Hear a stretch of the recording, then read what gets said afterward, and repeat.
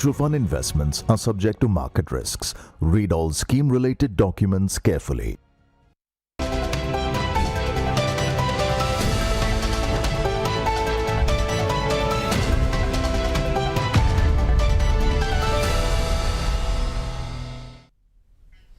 नमस्कार, Amar Ujala the bonus में आपका बहुत बहुत स्वागत है। मैं हूं आपका दोस्त हर्ष शर्मा और तमाम दर्शकों को सबसे पहले तो मैं शुभकामनाएं देना चाहूँगा और ख़ास तौर पर टीम इंडिया को कि क्या शानदार कल का मैच रहा और किस तरीके से पाकिस्तान को पटकनी दी हमारे भारतीय बॉलर्स ने, बैट्समैन ने, और बहुत ही शानदार मैच रहा है यहाँ पर और काफ़ी मज़ा आया। तो चलिए अब मार्केट्स की बात कर लेते हैं। मार्केट्स में देखिए पेन जो है, पिन पॉइंट्स बना हुआ है और ख़ास तौर पर IT पैक में साफ तौर पर देखने को मिल रहा है। और अब ऐसे में बाजार में क्या होगा, क्योंकि देखिए देखते देखते वो था, हम लोग 26,000 के लेवल पे पहुंच गए थे। US ट्रेड डील की यहाँ पे खुशी भी पूरी तरीके से नहीं मन पाई कि उससे पहले यहाँ पर IT का, AI का डर आता हुआ दिखा और बाजार में पिटाई देखने को मिली। निफ्टी के लेवल्स भी आप देखिए तो 25,700 के आसपास पहुंच गए, 771 के आसपास पहुंच गए। अब ऐसे में समझने वाली बातें क्या है, कुछ बड़े ट्रिगर्स हैं आपके सामने रखते हैं यहाँ पर ताकि आपको भी क्लैरिटी मिल सके। आप ये देखिए 40 हफ्तों की रेंज आप देखिए 24,300 से लेकर 26,300। जी हाँ, बाजार इसी दायरे में घूम रहा है। अभी भले ही 25,471 पे हो, लेकिन अगर आप 40 हफ्तों की एक रेंज निकाल के देखें ना तो वो 24,300 से लेकर 26,300 ही आपको नजर आएगी। यानी कि बाजार पिछले कुछ समय से अच्छा खासा टाइम करेक्शन दिखा रहा है। यहाँ पे बड़े बड़े ट्रिगर्स आए, पॉजिटिव आए, नेगेटिव आए, लेकिन ना बाजार आगे बढ़ने को तैयार है ना पीछे जाने को तैयार है। यानी कि एक रेंज जो है वो ये बन गई है। 26,000 पर बाजार टिकता ही नहीं है, बार बार 26,000 के लेवल आता है, उसको टच करता है, फिर वापस पीछे चला जाता है। और वही स्थिति इस बार भी देखने को मिली। 26,000 को छुआ, फिर उसके बाद 26,009 के आसपास बाजार गया जब US ट्रेड डील की जो खबर आई थी, और उसके बाद वापस सीधा आप देखिए 25,471 के आसपास आके खड़ा हो गया है। फिर एक बार हम लोग 200 DMA लेवल के आसपास यहाँ पे आप टेस्ट करेंगे या नहीं करेंगे, बिल्कुल उसके आसपास पहुंच गए। 25,200 150 के लेवल्स हैं 200 DMA के। ये समझेंगे कि इस बार फिर टेस्ट होते हुए दिखेंगे क्या। और इसमें देखिए एक और बड़ी चीज हुई, शुक्रवार को जो FIs थे उन्होंने 7,395 करोड़ की बिकवाली करी है। यानी कि जो अगर आप फरवरी का पॉजिटिव उठा के देखेंगे आंकड़ा, वो सब नेगेटिव हो गया है यहाँ पर एक दिन में बिकवाली की वजह से। नतीजों का सीजन जो है वो खत्म हो गया है। यानी कि अब जो स्टॉक्स जो ट्रेड कर रहे थे यहाँ पे बहुत सारे क्यूज के ऊपर जो नतीजे आए थे, अब किसके ऊपर करेंगे, आगे क्या स्थिति देखने को मिलेगी, ये जो है एक बड़ा सवाल है। कैसे रहे नतीजे वो भी मैं आपको बताऊंगा। इसके अलावा अगर आप यहाँ पे देखें IT पूरे एक महीने के अंदर, फरवरी के अंदर, सॉरी माफ कीजिएगा, आप देखिए 14% से ज़्यादा टूट चुका है यहाँ पे लगभग। और जो अगर आप ग्लोबल बाजारों की बात करें तो US ईरान परमाणु समझौते को लेकर फिर से एक बातचीत की जो आस है वो देखने को मिल रही है। यहाँ पे ब्लूमबर्ग के हवाले से खबर है। यहाँ पे US के Q4 के GDP नंबर आएंगे, जापान के आ गए हैं करीब करीब। यहाँ पर ये देखिए 0 पॉइंट, ये अगर आप देखेंगे तो 6 के आसपास देखने को मिल रहे हैं क्वार्टर बेसिस पे आप देखेंगे तो। चलिए अब हम लोग आगे बढ़ते हैं यहाँ पर। और ये जो अर्निंग सीजन है इस पर मैं आपको बताऊंगा large cap, mid cap, small cap में क्या देखने को मिल रहा है। वो हम लोग आएंगे जब अंबाला जी आएंगे यहाँ पर, अर्निंग सीजन की बात तब कर लेंगे। अब हम लोग अगर आगे बढ़े यहाँ पर तो FIs की सबसे पहले गिफ्ट निफ्टी आपको दिखाते हैं। गिफ्ट निफ्टी क्या संकेत दे रहा है, क्या आज भी दबाव दिखा रहा है गिफ्ट निफ्टी, वो आपको सबसे पहले दिखाते हैं। जी हाँ, गिफ्ट निफ्टी में साफ तौर पे दबाव देखने को मिल रहा है और ये करीब आप ये समझिए कि 34 से 50% के आसपास का दबाव साफ तौर पे देखने को मिल रहा है, क्योंकि सुबह भी मैं देख रहा था 60 पॉइंट के आसपास की ये दबाव दिखा रहा था यहाँ पर। तो वो जो स्थिति है वो दिख रही है यहाँ पे। अब ये जो है आगे सस्टेन करेगा नहीं करेगा ये समझेंगे हम लोग राजेश जी से भी आके। लेकिन अगर आप FIs की पोजीशन की बात करें यहाँ पर तो वो आपको दिखाते हैं। यहाँ पे FIs ने आप ये देखिए शुक्रवार को भारी बिकवाली करी है, भारी बिकवाली।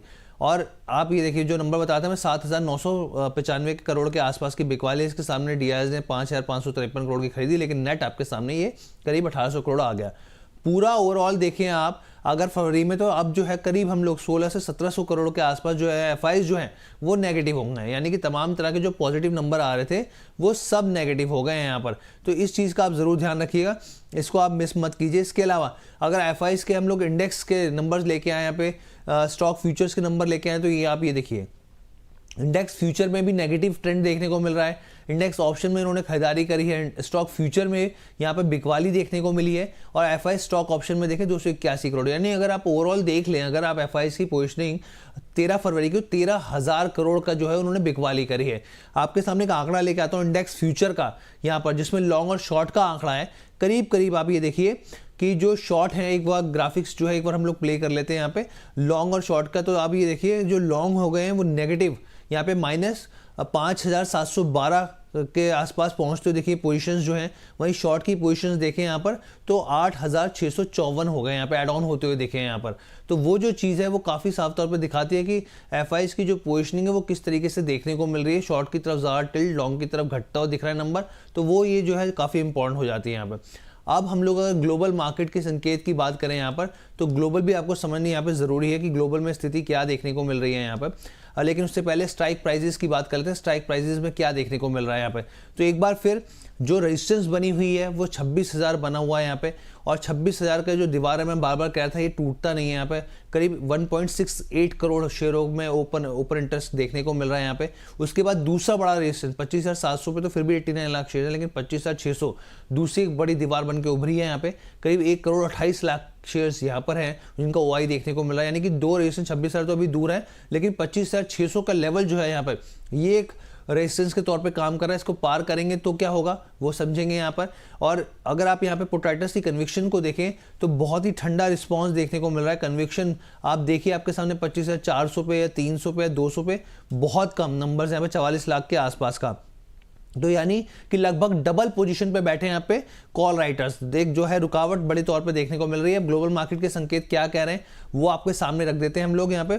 तो ग्लोबल मार्केट को अगर आप यहाँ पे देखें तो सबसे पहले तो आप समझ लीजिए कि आज अमेरिकी बाजार छुट्टी पर है यहाँ पर। वॉशिंगटन डे जो है बेसिकली मनाया जा रहा है यहाँ पर। फ्यूचर्स अभी भले 1/4 के आसपास यहाँ पे तेजी दिखा रहे हैं, लेकिन अगर आप देखें यहाँ पे शुक्रवार के बाजारों को तो नेस्डेक में दबाव रहा है, S&P 500 पॉजिटिव रहा है, और आज जो है चीनी बाजार जो है पूरे एक हफ्ते तक बंद रहेंगे यहाँ पर। और इसके अलावा आप देखिए कोरिया बाजार भी बंद रहेंगे। लेकिन फिलहाल के लिए अगर आप देखें यहाँ पर तो एक हल्का फुल्का यहाँ पे जो पॉजिटिव संकेत देखने को यहाँ पे नहीं मिले, लेकिन फुटसी जो है वो पॉजिटिव दिखा रहा है। और जो यूएस रिटेल के महंगाई के आंकड़ा है वो भी आप समझ लीजिए जनवरी 26 के आए हैं 0.3% के आसपास, और दिसंबर में जो थे वो करीब यहाँ पे 0.4 के आसपास थे। तो यानी कि जो नंबर्स है महंगाई के, लेबर के, वो बेहतर होते हुए दिख रहे हैं। ब्याज दरों में कटौती होगी या नहीं होगी ये भी हम लोग समझेंगे। अब हम लोग चलते हैं आगे और तमाम तरह के समीकरण को समझने के लिए राजेश बंसल सर के पास चलते हैं। सर बहुत बहुत स्वागत है आपका, थैंक यू सो मच। नमस्कार सर। नमस्कार। बड़ा दुख की बात है, फ्राइडे को बाजार होल्ड नहीं कर पाया और बाजार ने की सपोर्ट तोड़ दी। सर बल्कि जैसे हम चिंता कर ही रहे थे कि आने वाला समय खराब ही है, तो बाजार ने कंफर्म कर दिया अभी बाजार एक बेहतर स्थिति में नहीं आ पाएगा। बिल्कुल सर, बल्कि मेरा सवाल भी ये था, और बल्कि फ्राइडे को भी यही सवाल है सर। हम लोग जो पिछले कुछ दिन से चर्चा कर रहे थे कि दबाव और गहराएगा, क्या सर स्थिति दिख रही है ऐसी? तो अब तो सर यहाँ पे देखिए कि लगभग अब इस तरह की स्थिति हो गई है कि आईटी की तरीके से जिस तरीके से पिटाई हुई है, और सिर्फ आईटी नहीं बाकी आप मेटल्स देखिए, बाजार ने पूरा ड्रैग डाउन सबको कर दिया था यहाँ पर। क्या अब मैं मान के चलूँ कि सेंटीमेंट्स थोड़े से खराब हो गए हैं? अभी भी आप नहीं मान रहे? नहीं पॉजिटिव स्थिति है, ठीक है?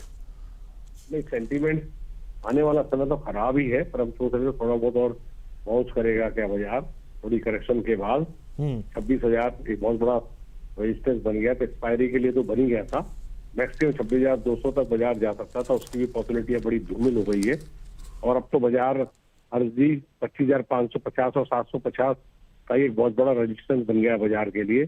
जब तक 25,750 काट के बाजार बंद नहीं होगा, आप तेजी की बात मत सोचना।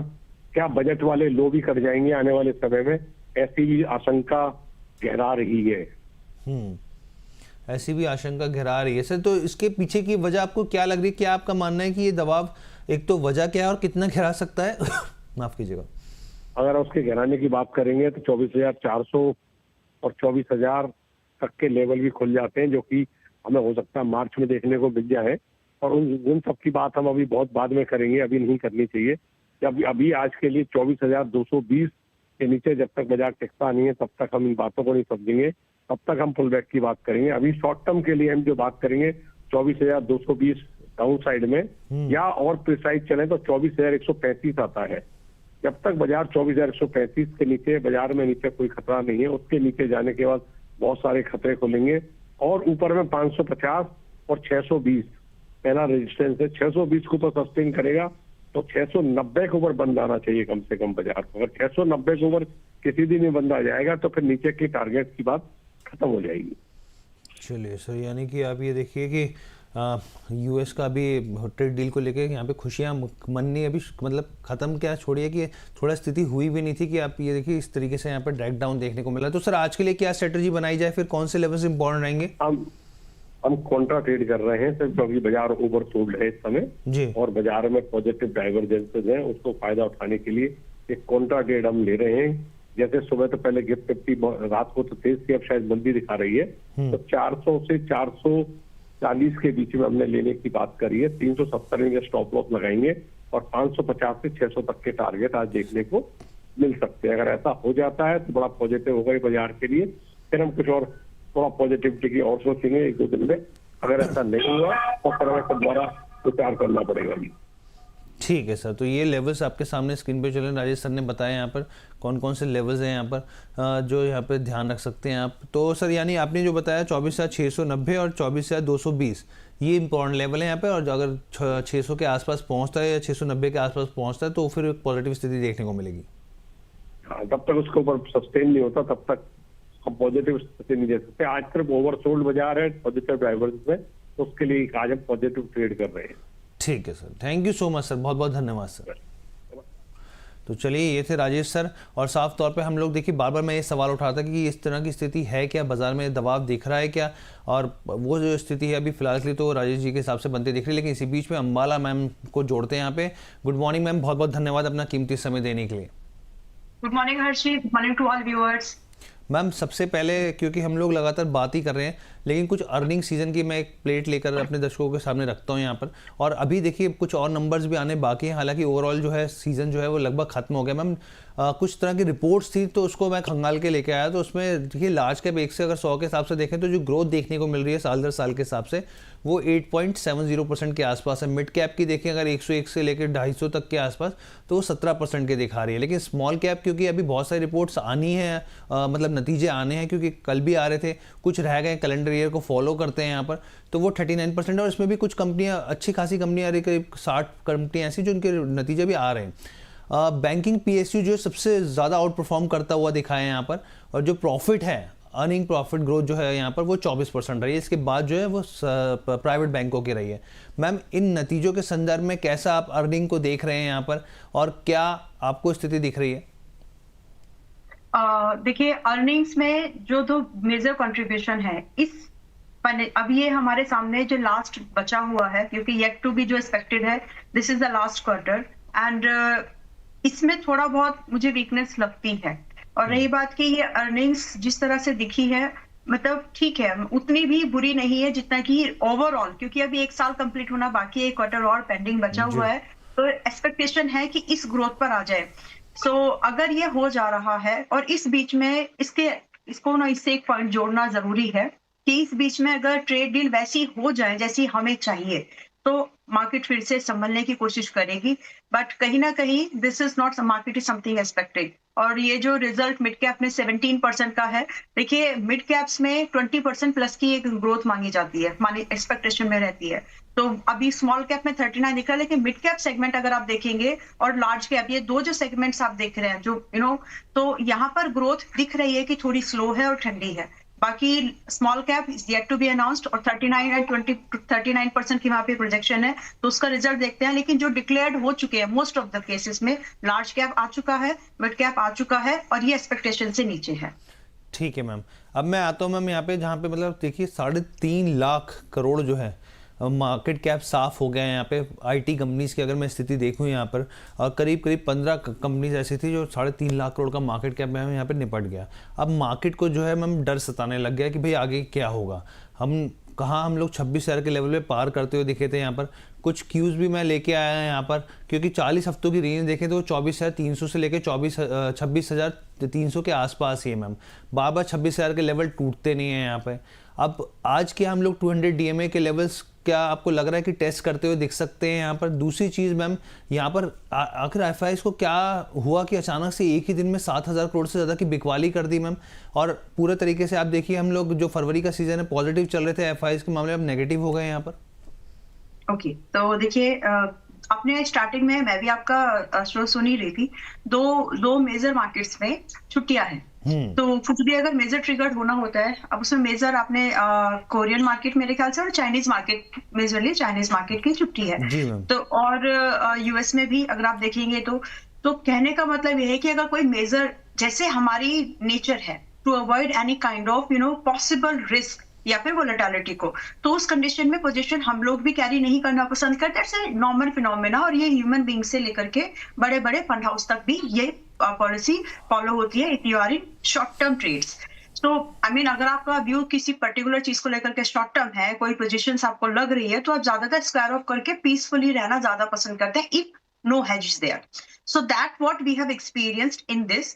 कल की जो मार्केट, यानी जो फ्राइडे की मार्केट थी, आई वॉज समवेयर जहां पर मैंने यहाँ पर भी वैसे बोला ही होगा कि ये जिस पेस पर, जिस इंटेंसिटी पर सेलिंग हो रही थी, क्या आपको लगा कि उस इंटेंसिटी पर बाइंग हुई थी? ना, वो जस्ट एक एफआईआई जब बाय कर रहे हैं तो 80 करोड़ 105 करोड़, ये कोई बाइंग लेवल नहीं। यस, सेलिंग से बेहतर है, भागते भूत की पूंछ हाथ में आएगी, कुछ ऐसे जो कहावत है वो ठीक है। बट अगर आप उनके नेचर को देखें तो इसीलिए उस चीज को समझते हुए मैंने बोला था कि कोई भी एक ऐसा खराब दिन आ सकता है। उस समय 6,300 करोड़ की पॉजिटिव बाइंग चल रही थी। दैट टाइम आई सेड कि कोई भी ऐसा खराब दिन आ सकता है। इनके इस डेटा को ऑब्जर्व करते हुए मैं ये गेस कर पा रही हूँ, ये एनालाइज कर पा रही हूँ कि जितनी इन्होंने अभी तक बाइंग की है फेब में, ये एक ही दिन में निपटा सकते हैं इसको। एंड दैट हैपेंड, मतलब 13 तारीख का जो डेटा अपने सामने आया वो वैसा ही आया। तो उसके पीछे के जो हॉलीडेज हैं वो एक रीजन है। दूसरी एक और चीज है कि हमारी मार्केट में अगर आप देखेंगे तो ज्यादातर जो बिकवाली हुई वो आईटी सेक्टर को लेकर, आईटी सेक्टर में एक अच्छी खासी बिकवाली हुई। तो ये 2-3 मेजर चीजें हैं जिसने कि सेंटिमेंट्स को थोड़ा इम्पैक्ट किया है। और रही बात आईटी में इतनी बिकवाली क्यों, क्या आईटी में हमें खरीदारी करनी चाहिए, ये बड़े और मेजर सवाल अभी रहेंगे। तो यस, आईटी में गिरावट के कारण हमको मालूम ही है कि एक तरफ डॉलर भी वीक हो रहा है एंड इंडियन रुपी भी। तो जो इंडियन डॉलर की जो एक पॉजिटिव साइड आप पकड़ने की कोशिश करते हैं कि ठीक है, अगर इंडियन रुपी भी वीक होगा अगेंस्ट द डॉलर तो ये कहीं ना कहीं अच्छी बात है, लेकिन आपके डॉलर भी वीकनेस में है। तो ये चीज कहीं ना कहीं दोहरी मार जैसे के तौर पर आप इसको देख सकते हैं। तो वो जो एक बार्टर एडवांटेज होना चाहिए डॉलर के स्ट्रेंथन होने पर, वो स्ट्रेंथनिंग हो नहीं रही, इसलिए वहां पर एक सेंटीमेंट वीक हुआ। दूसरी चीज ये कि हमारी डिपेंडेंसी, आप एक नेचर को समझ, देखिए कुछ चीजें ना हिंट के तौर पर ही काम करती है हर्षी। तो जैसे मैं I don't want to be sound political, लेकिन आप हिंट्स को पकड़िए। अभी जैसे हमारे साथ में टेक्सटाइल इंडस्ट्री को लेकर के, गारमेंट इंडस्ट्री को लेकर के डील हुई, जस्ट एग्जाम्पल। यही चीज उसके 2 दिन बाद में आपकी हमारी नेबरिंग कंट्री के साथ में आपकी दूसरे लेवल पर डील हो गई, उस मार्केट में जहां पर हमारा माल रॉ मटेरियल के तौर पर एक्सपोर्ट होता था। तो ऐसी ही चीजें, इस तरह की अनसर्टेनिटी अगर हमारी आईटी सेक्टर को लेकर के भी आती है तो ये एक फियर ऑफ कंसर्न रहेगा। दूसरा चीज दिख रहा है ऑलरेडी, एक फियर तो ऑलरेडी जो मार्केट में दिख रहा है, 2 है एक्चुअली, एक के ऊपर बात हो रही है, एक के ऊपर ज्यादा बात नहीं हो रही है। एंथ्रोपिक जो एक एआई टूल आया है उसका इम्पैक्ट मार्केट पे नेगेटिव रहेगा, बहुत सारी जॉब्स जाएंगी। दूसरे जिसके ऊपर ज्यादा बात नहीं हो रही है वो ये है कि अमेजॉन जैसी कंपनीज ने, माइक्रोसॉफ्ट जैसी कंपनीज ने बहुत ज्यादा अट्रिशन किया है, बहुत ज्यादा लोगों को निकाला है। 13,000 से ज्यादा तो सिर्फ अमेजॉन ने निकाले हैं लोग। तो अगर ये सिचुएशन आती है तो आप ये समझे कि इंडियन आईटी इंडस्ट्री का हाल क्या होगा। अगर बिजनेस कम होता है, सिंपल ऐसे समझिए, अगर बिजनेस कम होता है तो इंडियन आईटी इंडस्ट्री का हाल क्या होगा। और वो भी तब जब इंडिया सर्विस इंडस्ट्री के तौर पर भारत को जीडीपी में बहुत सपोर्ट करता है। और शायद यही एक कारण था भी जिसमें हमने बात भी की थी, मतलब पार्लियामेंट में इस चीज के ऊपर बहुत फोकस आया था बजट में कि हम अपनी आईटी इंडस्ट्री का ग्लोबल जीडीपी में 10% कंट्रीब्यूट करने की कोशिश करेंगे। So try to touch the dots, जो डॉट्स आपको दिख रहे हैं उनको देखिए कि वो किस दिशा में आपको इंडिकेशन दे रहा है। तो वीकनेस की आप प्रेशर आप वहीं पे संभालने की कोशिश करोगे ना जहां पर आपको लग रहा है कि यहाँ पर थोड़ा ज्यादा डेंट हो सकता है। तो दैट इज व्हाट। तो वापस निफ्टी आईटी पर अभी आते हैं 32,000। मुझे मैं एनालिसिस के मामले में मैं खुश होती हूँ कि हाँ ठीक है, हमने बोला था वैसा हो गया। बट अगर यही चीज अगर मार्केट में गिरती हुई मार्केट की जगह पर अगर उठती हुई मार्केट वाली सिचुएशन आ जाए तो मुझे ज्यादा खुशी होगी। ये बात इसलिए बोल रही हूँ कि 38,000 के आसपास जब निफ्टी आईटी लग रहा था, एक बाउंस बैक हम लोगों ने प्ले कर लिया, लेकिन इसके बाद यहाँ पर गिरावट हो सकती है, फ्रेश बाय तब करेंगे। और 32,000 के आसपास का भाव मैंने बोला था कि 33-32 आना है और फिर रिव्यू करेंगे एक बार और। तो आज वो दिन है जहां पर एक बार हम फिर से इसको रिव्यू कर सकते हैं। 32,681 पर निफ्टी आईटी कल क्लोज हुआ। आज भी अगर आप देखेंगे तो भर भर के बाय करने वाला, मतलब जब लपक लो जैसी सिचुएशन नहीं है।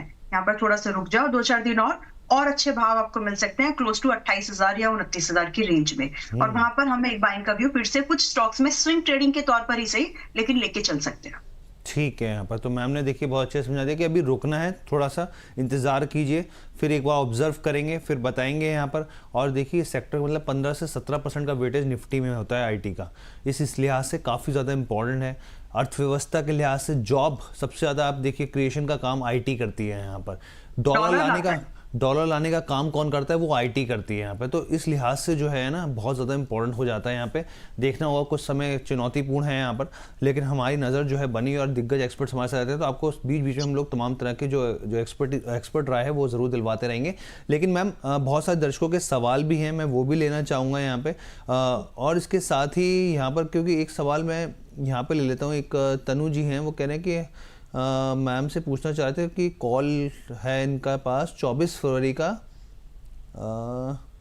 4,200 का। एक बार सर थोड़ा सा और क्लैरिटी दीजिए क्वेश्चन को लेकर, मैं समझ नहीं पा रहा आपका क्वेश्चन।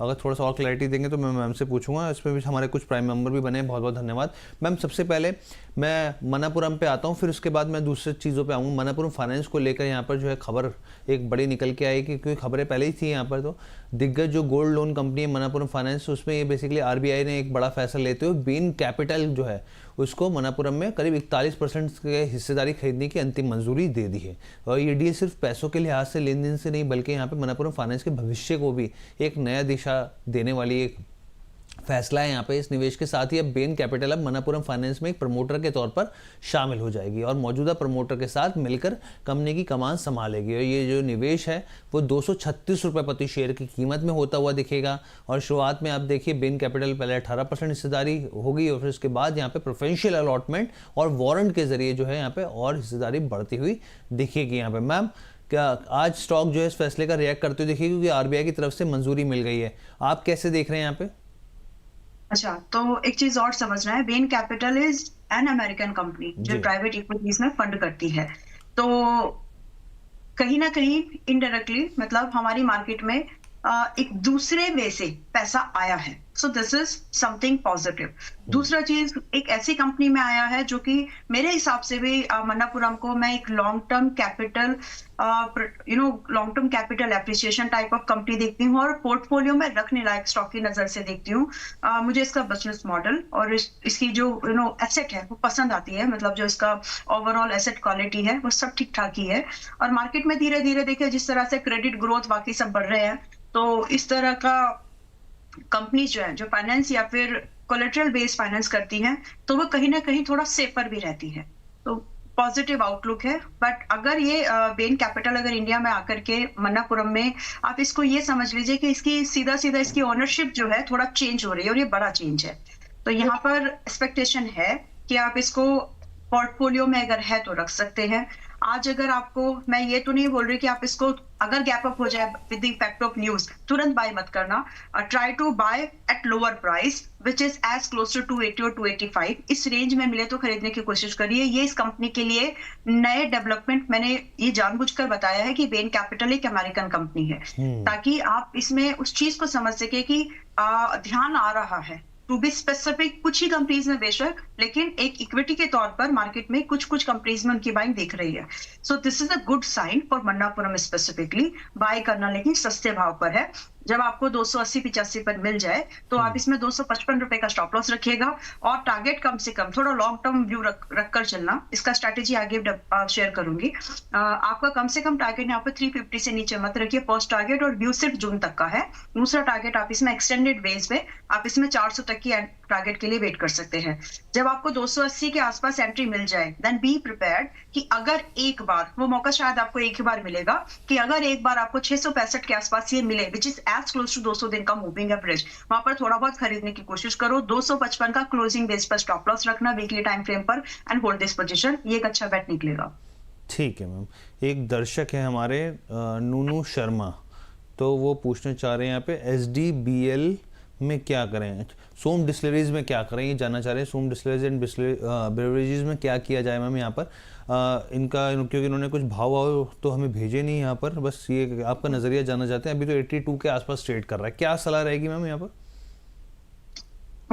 थोड़ा सा अगर और रुक जाएंगे तो हमें, और पहले सिंपल नजरिया पूछा है तो अभी 82 पर है, तो गिरावट थोड़ी सी और बची हुई है, और वो थोड़ी सी का मतलब पॉइंट वाइज शायद छोटा लगे बट परसेंटेज वाइज अभी भी बड़ी है। 82 से स्टॉक आपको 70 और 72 के पास आते हुए दिख सकता है, और वहां से फिर हम बाइंग बिल्कुल ले सकते हैं। और जितने भी ये सिन गुड्स हैं, इनके ऊपर थोड़ा बहुत प्रेशर आपको ना सिर्फ टैक्स की वजह से दिखेगा, बल्कि जो कंपटीशन, एक हेल्दी कंपटीशन बोलिए या फिर अब जो कंपटीशन बोलना है आप उसको बोल सकते हैं, मैं हेल्दी तो नहीं बोलना चाहती, healthy competition in my opinion, जब आपको सेम लेवल पर कंपटीशन मिल रहा हो।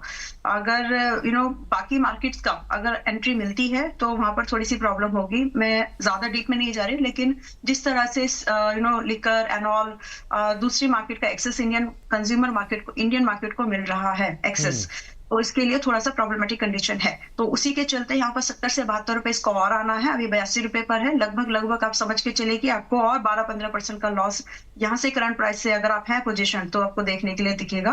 बाकी यहाँ से फिर एक रिबाउंड पॉसिबल है, जिसके चलते ये स्टॉक आपको 105 से लेकर के 115 तक जा सकता है। बट अगर आप इस एंट्री को बना रहे हैं, जैसे 70-72 आता है, हो सकता है लोग इसमें फ्रेश एंट्री करने की कोशिश करें। स्टॉप लॉस पहले डिसाइड कर लीजिएगा कि आपको इसको 60 रुपए से नीचे होल्ड नहीं करना है, जिसमें कि 105 और 115 रुपए के टारगेट होंगे। जी ठीक है, यहाँ पर क्लैरिटी मैम ने यहाँ पे भी दे दी हमारे व्यूअर के सवाल का। और कुछ दर्शक एक जैसे अशोक प्रजापति कह रहे हैं अभी तो बाजार में बम फटेगा, कुछ लोग लिख रहे हैं निफ्टी को शॉर्ट करना चाहिए। तो देखिए सबका अपना अपना व्यू है और इसके ऊपर तो हम लोग लगातार चर्चा कर ही रहे हैं यहाँ पे। लेकिन मैम एक खबर है RBI के नए नियम को लेकर, और यहाँ पर जो है कैपिटल मार्केट से जुड़े स्टॉक्स जो होंगे, यहाँ पर जो एक्सचेंजेस होंगे, उसके ऊपर इम्पैक्ट आज देखने को मिलेगा। यहाँ पर क्या खबर है, बेसिकली RBI जो है उसने एक नए नियम जारी किया और 1 अप्रैल 2026 से लागू होते हुए दिखेंगे। इसमें बेसिकली क्या है, इसमें फंडिंग जो है वो पूरी तरीके से कोलैटरल यानी कि कैश और एसेट्स से जो है यहाँ पर उसको कवर अप किया जाएगा। ये साफ तौर पे नियम बनाए गए हैं। यहाँ पे जो कंपनीज होंगी यहाँ पे, चाहे आप वो एक्सचेंज के हिसाब से देखें या फिर दूसरी जो यहाँ पे जो कंपनीज होंगी यहाँ पे कैपिटल मार्केट से जुड़ी हुई, बैंक गारंटी जो है 50% के एसेट और जिसमें 25% कैश ज़रूरी होगा यहाँ पे, और जो शेयर कोलैटरल पर कम से कम 40% का डिस्काउंट है। लेकिन जो बैंक प्रॉप ट्रेडिंग के लिए फंड यहाँ पर नहीं देने होंगे यहाँ पे मार्केट मेकिंग को छोड़कर, और साथ ही सभी लोन जो हैं वो बैंक के मार्केट लिमिट से जुड़ते हुए दिखेंगे यहाँ पर। और इसमें जो कोलैटरल वैल्यू है उसकी समय समय पर निगरानी होती रहेगी यहाँ पर, और मार्जिन्स में जो साफ तौर पे है गिरावट आती है तो टॉपअप भी करना उस समय ज़रूरी होगा। ये काफ़ी इंपॉर्टेंट नियम है। ब्रोकर्स की यहाँ पे साफ तौर पर अगर आप समझें नियमों को तो उधार लेने की जो क्षमता है वो घटेगी, ज़्यादा कैश ब्लॉक होगा, लागत बढ़ेगी। नियम जो है वो RBI की तरफ से सख्त बना दिया और उद्देश्य साफ तौर पर बाजार में जोखिम को कम करने का है यहाँ पे। मैम इसका इम्पैक्ट तो खास तौर पे आता हुआ दिखेगा यहाँ पे स्टॉक्स के ऊपर, आपकी क्या सलाह रहेगी? देखिए इसका इम्पैक्ट हमने थोड़े दिन पहले रातों रात जब निफ्टी जब सिल्वर में रातों रात क्रैश आया था, आई मीन है ना, ध्यान होगा, ज्यादा पुरानी बातें नहीं, मुझे याद है। तो वहां पर यस, तो वो कोलेट्रल को लेकर ही था जब मार्जिन्स बढ़ा दिए थे। तो सेम चीज आप यहाँ पर मार्जिन्स या कोलेट्रल जब बढ़ते हैं तो आपको और फंड्स ब्लॉक करने रहते हैं, और उसकी वजह से दबाव जो है शॉर्ट टर्म ही सही, क्योंकि बहुत सारी पोजीशंस ऐसी होती है जिसके लिए कुछ लोग MTF पे रखते हैं अपनी पोजीशंस को, या फिर उतने फंड्स को। सिंपल भाषा में आपको अचानक से ऐसे तो लेमैन की भाषा में समझाने की कोशिश करूंगी आपको। कोई चीज पहले सिक्योरिटी के तौर पर आपको ऐसे समझे कि आपको 100 रुपए की चीज खरीदनी थी, बट यू वर सेड कि आपको यहाँ पर सिर्फ 10 रुपए देने हैं, बट अभी आपसे बोला जा रहा है कि 50 रुपए या फिर 100 रुपीज आपको रखेंगे तभी इतना माल आपको मिलेगा। ऐसे से आप इसको समझना चाहे तो समझ सकते हैं। तो उसका जो इम्पैक्ट है इमीडिएटली जो अरेंजमेंट्स है उसका इम्पैक्ट हमको नेगेटिव तौर पर दिखेगा शॉर्ट टर्म में। अब इससे कंपनीज के मार्जिन्स दबेंगे, वो भी एक असर है। तो फिलहाल के लिए अगर आप इस न्यूज का इंपैक्ट आज कल परसों की मार्केट में देखना चाहें तो आपको स्टॉक्स पर, चाहे कोई भी स्टॉक्स लीजिएगा, मतलब स्पेसिफिकली जो ऑनलाइन डिस्काउंटेड ब्रोकरेज है, एंजल वन हुआ, ग्रो हुआ, इन स्टॉक्स पर आपको थोड़ा दबाव के तौर पर ये दिखने वाला है। जी, और इसके साथ ही मैम ने जब सिल्वर की बात करी, तो गोल्ड सिल्वर की बात की, तो एक और चीज़ बता देता हूँ कि सेबी की तरफ से एक प्रपोजल आया है और उसमें साफ तौर पे ETFs में जैसे 20% का अपर सर्किट लगते हैं, यहाँ पर आप देखते होंगे स्टॉक्स में एक लिमिट तय होती है, तो वैसे अब ETFs में भी ये बात हो रही है कि 20% का एक जो है यहाँ पर तय कर दिया जाएगा प्राइस बैंड, कि इससे ऊपर ना जाए। वॉलेटिलिटी बहुत ज़्यादा होती है, ऐसे में निवेशकों के और ट्रेडर्स की धड़कनें जो है तेज़ हो जाती है, तो इस चीज़ को ज़रूर समझना चाहिए यहाँ पे। अब एक दर्शकों के और भी सवाल हैं यहाँ पे, जैसे हल्ला बल्ला के नाम से एक आईडी बनाई है लोगों ने, भारत इलेक्ट्रॉनिक्स के ऊपर जानना चाहते हैं कि मैम क्या अभी जिस तरीके की गिरावट है यहाँ पर या फिर जो लेवल्स हैं, क्या खरीदारी के मौका रहेगा एंट्री के लिहाज से? देखिए, अगर आज पैसा डाल के कमिटमेंट प्रॉमिस कर रहे हो कि मैं 2 साल चाहे कुछ भी हो मैं देखूंगा नहीं, तो ठीक है। लेकिन अगर आप ये एक्सपेक्टेशन, ये क्लैरिटी करना लेना या रखना बहुत जरूरी है। लेकिन अगर आप पैसा डाल के ही आप तुरंत बोलेंगे कि मुझे अच्छे का 24% 15% का रिटर्न दे दो, तो वैसी पॉसिबिलिटीज थोड़ी सी कम लगती है।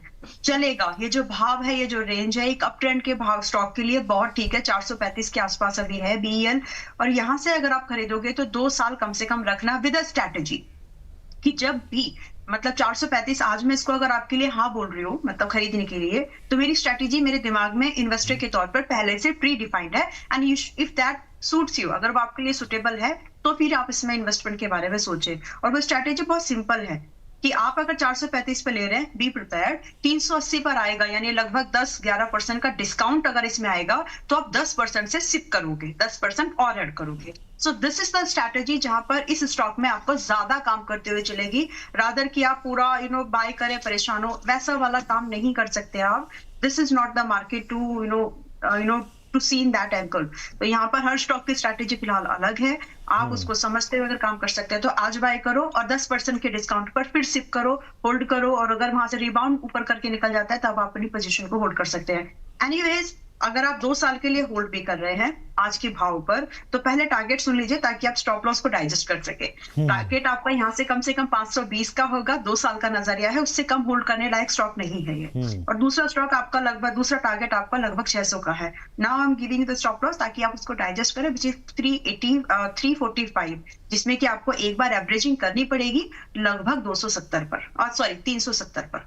ठीक है मैम, ये बहुत अच्छे से क्लैरिटी दे दी आपने। और यहाँ पर जो है दर्शकों के सवाल भी हैं। एक तो बंटी गुप्ता जी का सवाल मैं लेना चाह रहा हूँ मैम, इसमें एक और चीज़ ऐड ऑन कर दूँगा। पहले तो इन्होंने कहा कि भाई 25,400 की पुट होल्ड है मेरी, क्या सुबह में सेल कर दूँ बाजार खुलते ही? पहला सवाल तो ये मैम। दूसरा सवाल ये है कि बहुत सारे मतलब सवाल माइंड में ये उठ रहे हैं कि भाई अभी तो IT आया, क्या आपको लग रहा है कि इसके बाद कुछ और भी सेक्टोरल वाइज यहाँ पे गिरावट देखने को मिल सकती है? यहाँ पर आप मुस्कुरा रहे हैं मैम। ऑटो, मेटल, बैंकिंग जैसे सेक्टर्स है जहां पर देखिए गिरावट होगी। पहले स्टेटमेंट कंप्लीट कर देते हैं। अब क्यों?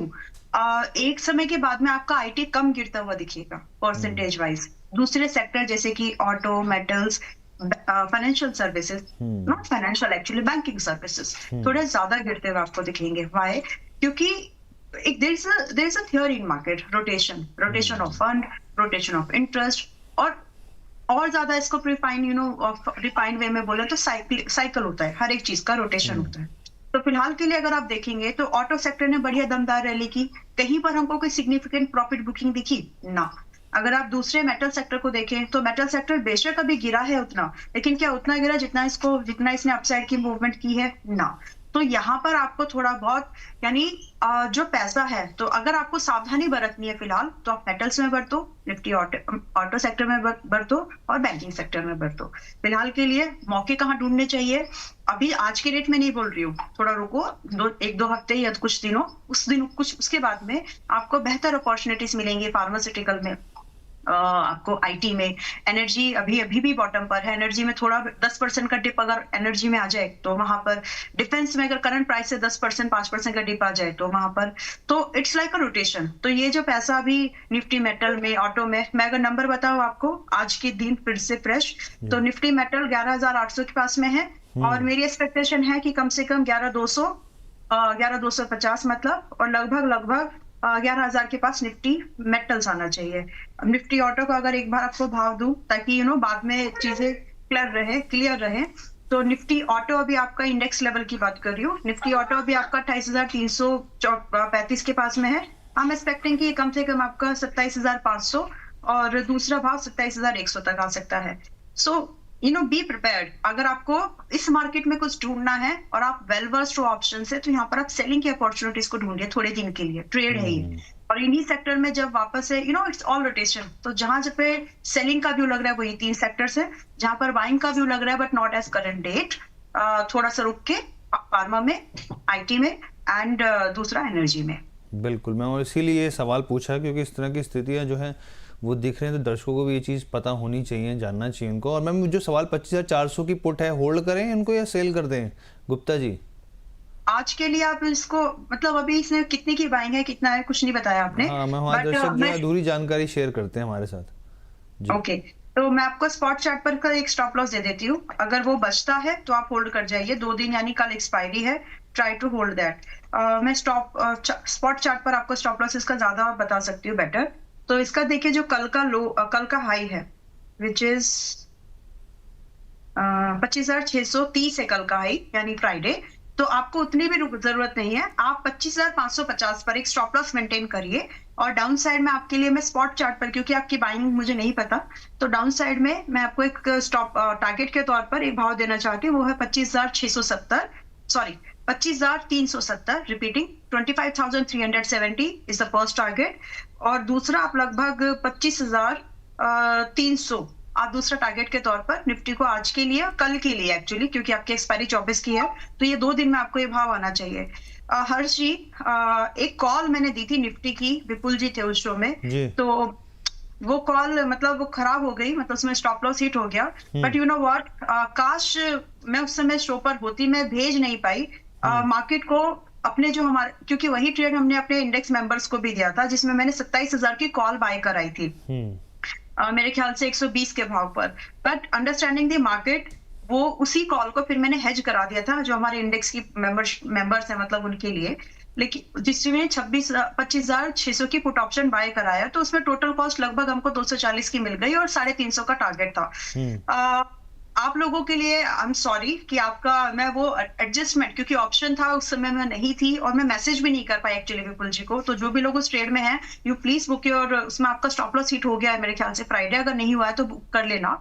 लेकिन ऑप्शंस में ये एडजस्टमेंट मैंने करा करके उसी ट्रेड को प्रॉफिट में हमारे लिए हो गया। I am sorry because I wasn't there that point in time, और मैसेज भी नहीं कर पाए, तो आप लोग मिस हो गए उससे। So next time I try कि जितना भी हो सके मैं आप लोगों को हेजी ट्रेड देने की कोशिश करूंगी, ताकि, क्योंकि ऑप्शंस में क्या है, कभी कभी मार्केट की सिचुएशन के हिसाब से एडजस्टमेंट करनी होती है, तो वो एडजस्टमेंट हमारे लिए तो हो गई मेंबर्स को, बट आप लोग मिस हो गए। सो अगर आपका स्टॉप लॉस उसमें गया तो प्लीज बुक कर लेना उसको। ठीक, मैम मेरा आखिरी सवाल बहुत शॉर्ट में मैं आंसर चाहूँगा क्योंकि समय बस खत्म हो गया हमारा।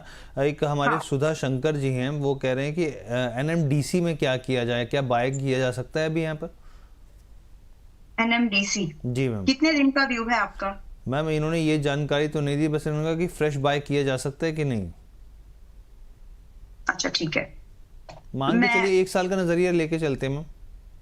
ठीक है, तो 1 साल के नजरिए से आज बाय मत करो, थोड़ा सा रुक जाएंगे, या तो ऐसे कर लीजिए कि 80% आप आज बाय कर लीजिए और बाकी बचा हुआ 20%, 80 जब मैं आज बोल रही हूँ तो 79 के भाव पर बोल रही हूँ, तो 80% आप आज बाय कर सकते हैं, 1 साल का नजरिया है आपका, और दूसरा बचा हुआ आप 72 के पास बाय करेंगे।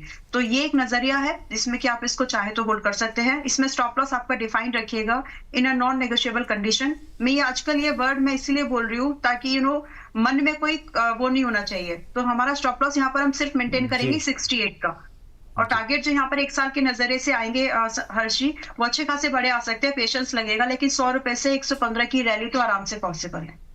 ठीक है मैम, एक दर्शक थे यहाँ पे कह रहे मैम आपने कोई कॉल शायद HCL के ऊपर ये जानना चाह रहे थे, 115 के से लेके 120 की रेंज में ली थी, क्या करना चाहिए, लॉस में पोजीशन है, अच्छा बताइए ये। ओके, HCL, ओके तो मेरे ख्याल से मैंने उसका स्टॉप लॉस भी आपको 60 का या 70 का कुछ दिया था। जब तक वो इंटैक्टेड है या तो आप उसके साथ उसको रखिए या फिर आप एक सिंपल एक स्टेट जो इसमें स्पॉट चार्ट पर जो उसका स्टॉप लॉस है आप उसको फॉलो करें तो ज्यादा बेटर है, क्योंकि फरवरी का पूरा मंथ आपको जो बचे हुए दिन है वो मिल जाएंगे। HCL को स्पॉट चार्ट पर ऑब्जर्व कीजिए, 4100 के नीचे अगर क्लोज कर रहा है तो अपनी कॉल ऑप्शन काट लेना, अगर नहीं तो आप इसको होल्ड कर सकते हैं। स्पॉट चार्ट पर जो आपको टारगेट दिए गए हैं वो 4250 पहला है और लगभग 4370 रुपए का दूसरा टारगेट है। तो stop loss and target spot पर फॉलो करो। ठीक है, thank you so much ma'am, बहुत बहुत धन्यवाद, आपने अपना कीमती समय दिया। सवाल बहुत सारे थे लेकिन समय का अभाव था मैम, डिस्क्लेमर भी प्लीज शेयर कर दीजिए। बहुत सारी इंपॉर्टेंट चीजें तो लोगों को वैसे ही पता चलेगा कि कहाँ पर क्या रुझान है इन सेक्टर्स में, so that is the good thing. Rest trading and investment are subject to market risk, समझते हुए काम करिएगा। बाकी आज जो स्टॉक्स हम लोगों ने डिस्कस किए उसमें से कुछ स्टॉक्स कॉमन थे जो मेंबर्स के साथ भी उसी तर्ज पर उसी व्यू के साथ शेयर किए गए हैं, और पर्सनल पोर्टफोलियो में मेरा कोई ऐसा स्टॉक नहीं है जो रिकमेंडेशन के तौर पर हाई एग्जिट बोल रहा हो। Thank you so much for having. Thank you so much ma'am, thank you so much हमारे साथ जुड़ने के लिए।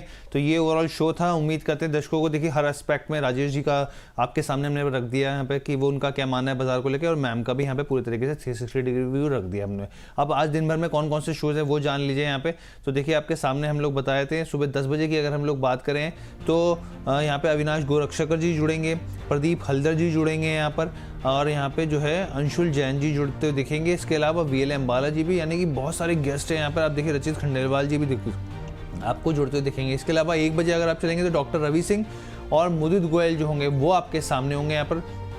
तो ये जो है आप देख सकते हैं 1 बजे, 4 बजे सिप की टिप हो गया, और शाम को 9 बजे जो है क्रिप्टो से जुड़ा हर एक अपडेट क्रिप्टो काउंटर में आप जान सकते हैं। फिलहाल के लिए मुझे इजाज़त दीजिए और सुबह 8:30 बजे शुरुआत में ही जुड़ना शुरू कीजिए ताकि आपके सवालों को फटाफट से लिया जा सके। धन्यवाद, बहुत बहुत धन्यवाद।